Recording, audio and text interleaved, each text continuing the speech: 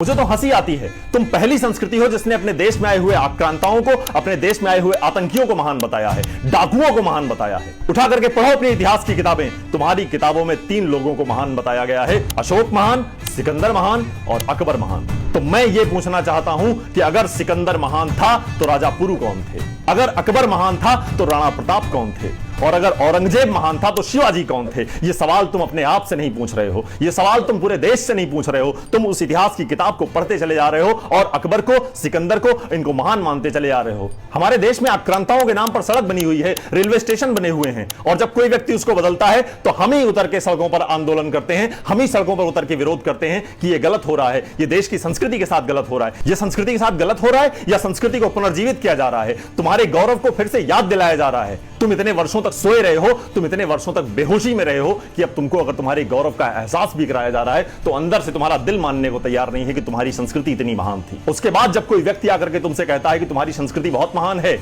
अपनी संस्कृति के बारे में पढ़ो, अपने शास्त्रों को पढ़ो, तो तुम उसी व्यक्ति को गाली देने लगते हो, उसी व्यक्ति को बुरा भला बोलने लगते हो कि ये बेवकूफ आदमी हमें आकर के ज्ञान दे रहा है। तुमको शास्त्र खोलने पड़ेंगे, तुमको शास्त्र पढ़ने पड़ेंगे, नहीं तो इसी अज्ञानता में, इसी अंधकार में देश को गर्त की ओर ले जाओगे।